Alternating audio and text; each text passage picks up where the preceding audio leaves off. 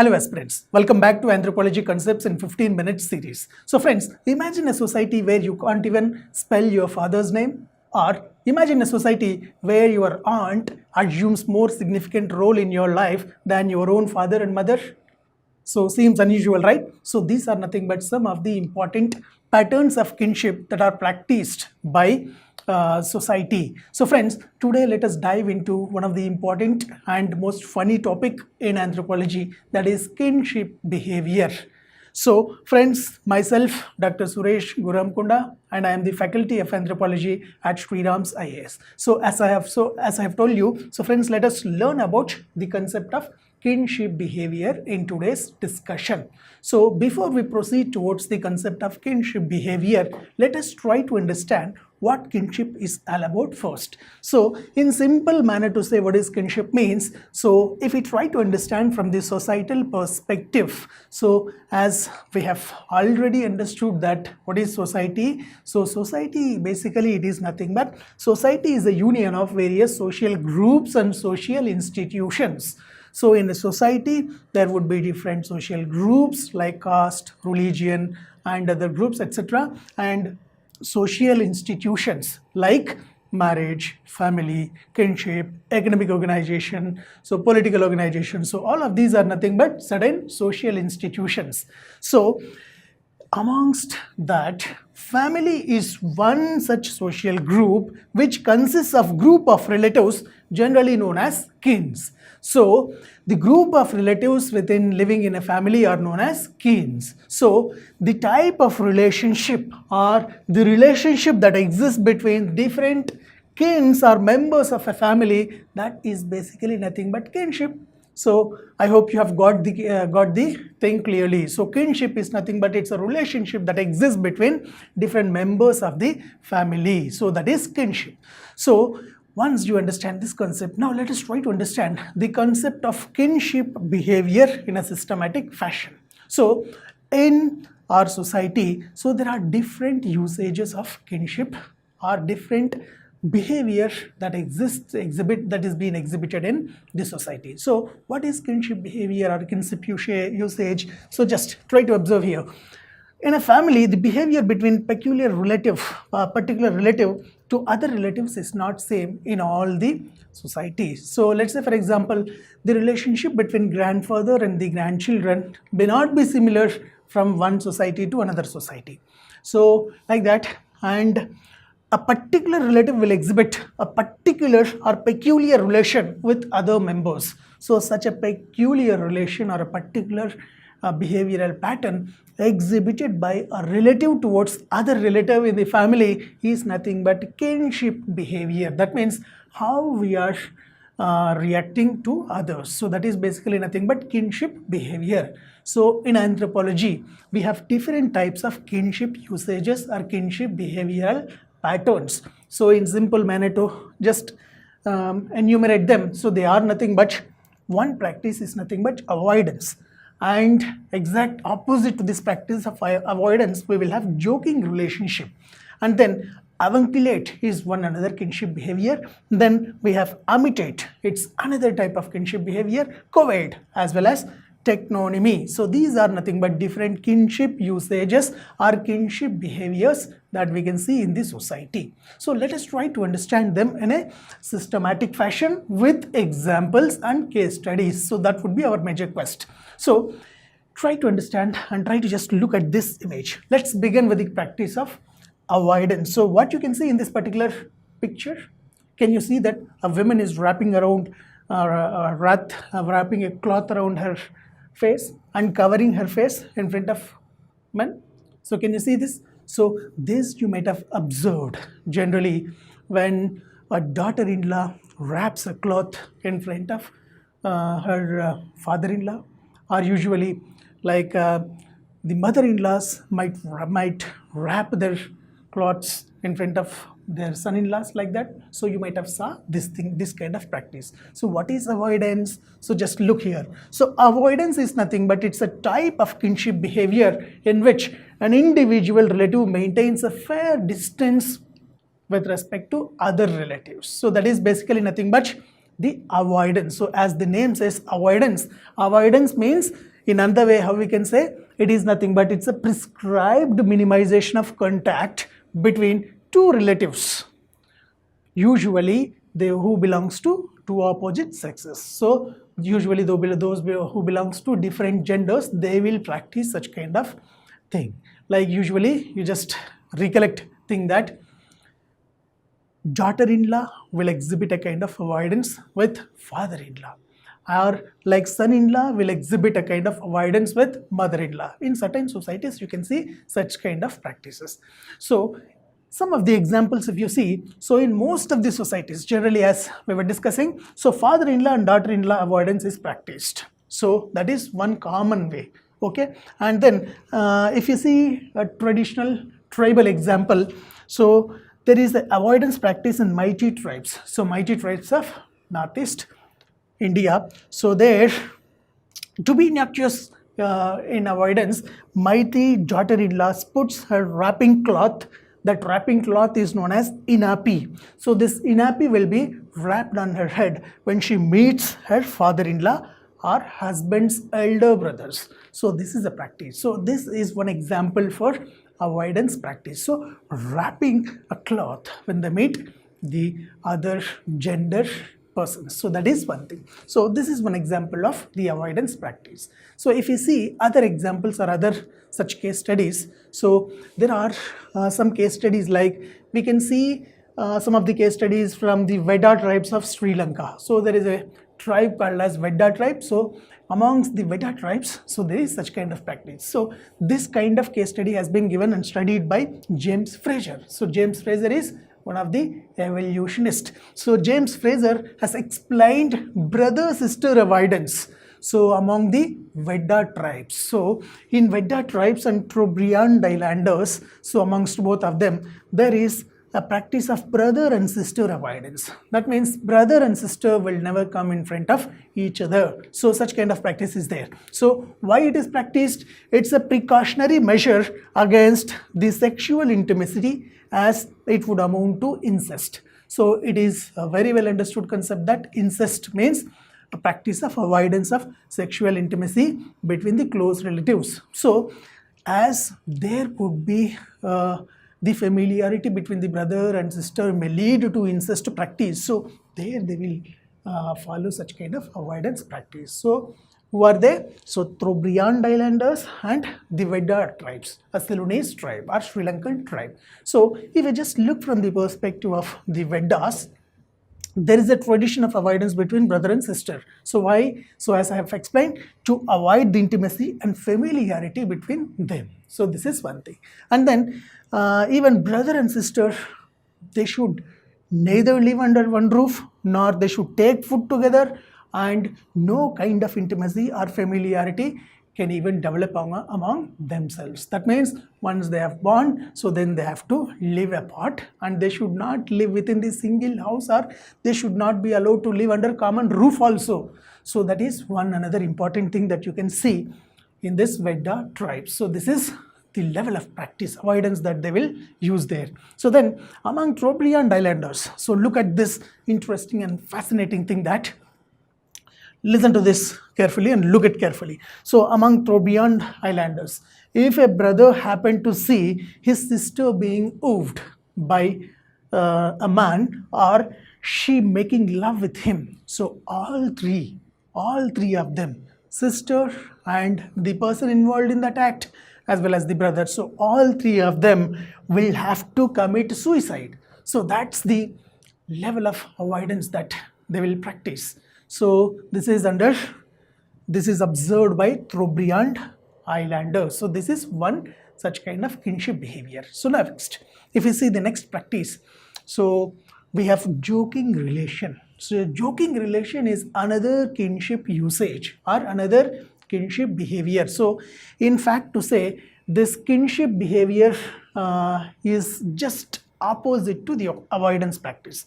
In avoidance practice, what we will do? We will exhibit a strict separation, or fair distance will be maintained. But here what it will be done? So in this kind of behavior, extreme degree of familiarity is expressed through joking relationship. Extreme degree of familiarity. So be it could be in between the grandmother and grandchildren, or grandfather and the grandchildren, so or like in between the brother-in-laws and the cousins. So like that we can see this joking relation.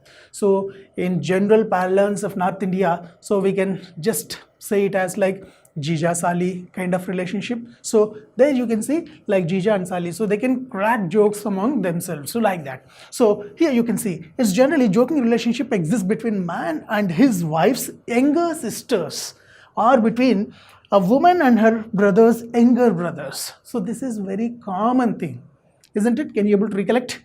So I hope some of you might have experienced this also. So this is one thing. So this kind of relationship is known as joking relationship, which is opposite to the avoidance practice. So this is one thing. So when we try to see the case studies or examples, there is a case of Crow Indians. So Crow Indians are a type of tribes. So Crow Indians, among them, there prevails a joking relationship between the man and his wife's sisters. So this is one thing. So to what extent this joking relation will be there means, you can see here that they'll be very friendly to talk about even sexual matters, and such joking may amount to exchange of abuses, exchange of vulgar comments or obscene comments, or ridiculing among themselves. So everything would be allowed. So it's nothing but an extreme, it's nothing but an extreme familiarity expressed through joking relationship. So this is one another kinship behavior. And then if you see other case studies that are there on that, there is the practice of Sanankuya or cousinage by Madinkya community of Mali. So try to just read about this particular case study, and it's a beautiful thing where you can see in between two communities, so in between two people, two section of groups. Then case study of Uravans and Baigas. So Uravans and Baigas, they also have such kind of joking relationship among these two communities.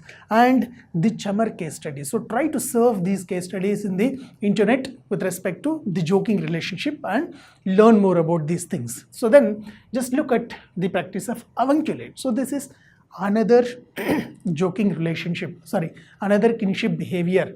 So usually what will happen means, in certain matrilineal societies means what? Such kind of societies where the property, wealth and all such kind of things will be inherited from the mother's side, right? So in certain matrilineal societies, what will happen means, maternal uncle will enjoy prevalent place in the life of a person. So there what will happen means, the maternal uncle will assume many of the duties of the father. As I was saying you that the father's role is just minimal. So rest all the role will be played by the maternal uncle. So the maternal uncle, his nephew and niece will be under the authority of the maternal uncle. So whatever the property, whatever the things that he has to come, the nephew or niece has to get, so they'll receive it from the maternal uncle's point of view. So such a kinship usage or behavior where maternal uncle assumes greater role than the father. So such a practice or such a behavior is known as avunculate. So the word avunculate is being derived from the word avunculus. So that is one thing. So you can see such kind of practice or such kind of kinship behavior among Ashanti tribes of Ghana in Africa and Trobrianders of Melanesia or Pacific Ocean. So these are two important case studies. So you can just read them in elaborated manner. So with respect to these two. So this is one thing. So exact opposite to this is another kinship practice that is known as amitate. So what do you mean by amitate? So this usage is similar to avunculate, but only thing is that the gender will reverses. So it is generally found in patrilineal communities. So patrilineal communities means those communities in which the wealth, property will be inherited from the father's side. But it won't be immediately from the father's side. So in certain patrilineal communities, what will happen? The paternal aunt, that is father's sister, gets great respect and the prime importance. So try to understand this, that the paternal aunt will get the respect and the prime role. So where paternal aunt will have more role more than the mother. So that is one important thing that you have to remember. So same is the case like in Avunculate. So where maternal uncle will get that kind of role, here paternal aunt will get that kind of significant position. So that's in amitate what will happen, the paternal aunt will assume the prominent significance in the society and she holds all the responsibilities of the nephews and nieces. So this is one thing. So example, we can see such kind of practice in Polynesian Tonga people. So Tongas will exhibit such kind of kinship behavior. So this is one thing. And then Couvade. So have you ever observed that the husband is imitating the labor pains that are experienced by wife? Have you heard of such kind of practice? So Couvade is such kind of practice. So the word Couvade has been coined by E.B. Taylor, one of the British anthropologists. So he has coined this term, and Couvade is nothing but it's a peculiar practice where husband is required to mandatorily imitate the process of pregnancy. So this is one thing. And the husband has to express his behavior in similar way as if his wife behaves during her labor periods. So this is a type of imitation of the labor pains during the labor and after the labor. So such kind of behavior will be exhibited by the husbands. So such a practice is known as Couvade. So usually in science we can see such kind of concepts like Couvade syndrome. So this kind of things we can see. So that is one such kind of practice. So this is one kinship behavior. So usually in we can see this Couvade practice in various tribes like Khasis of Meghalaya, Malars of Rajmahal Hills, and Todas of Nilagiri Hills, and Caribs of Africa, then Canterbury people of Australia. So amongst all these tribal sections, we can observe this kind of Couvade practice. So this is one kinship behavior. So just imagine as if you are experiencing the labor pains on behalf of your wife. So this would be one thing, or this is a practice that is Couvade. Next, teknonymy. So what do you mean by teknonymy? So it is very common in our society that a mother will call the father of a child as from the perspective of the child. Let's say for example, if your name is, let's say for example, Gudu. So Gudu ki papa, Gudu ki mummy. So you might have heard such kind of things, isn't it? Or if your name is Deepak, Deepak ka mummy, Deepak ka papa. So have you heard such kind of things? So naming a father's or mother's identity from the child or deriving such kind of thing is nothing but teknonymy. So try to just look here. So the term teknonymy is again coined by E.B. Taylor, and it's a type of kinship behavior in which involves naming the parents after the child. So that's the simple thing. So just look at the example. So in Malayans of Cocos Island, they will name their parent after the name of their firstborn children. So firstborn child. So let's say for example, the name of the child is Sheila. So if the name of the child is Sheila, so the father's name, then if it is Hashim, he won't be called as Hashim after the birth of Sheila. So how he'll be called? So he'll be called as Pakshila. So Pakshila will be the name of the father. So usually they will say. Then mother's name, let us assume Anisha, but she won't be called as Anisha. So she'll be called as Makshila. So Pakshila will become the father's name, Makshila will become the mother's name. That means if you say from Indian perspective, so if your name is Sheila, then you'll be called as Sheila ki mummy or Sheila ki papa. So in the similar fashion, Pakshila and Makshila. So such a kind of practice is known as teknonymy. It is prevalent all across the India also. So this is one thing.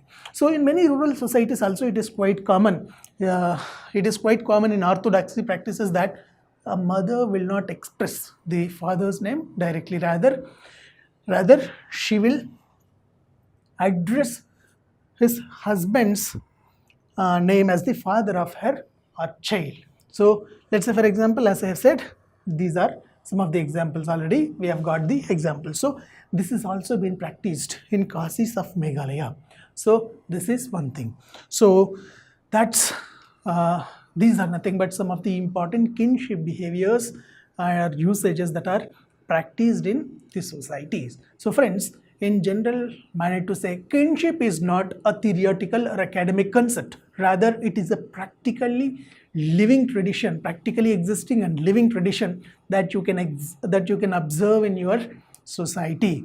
So friends, if you would have liked the video, so try to express which kinship behavior fascinated you the most. So just comment in the comment section, and until next time, so just keep exploring the fascinating world of humanity. So we'll meet again in the next video with another interesting topic. Thank you all.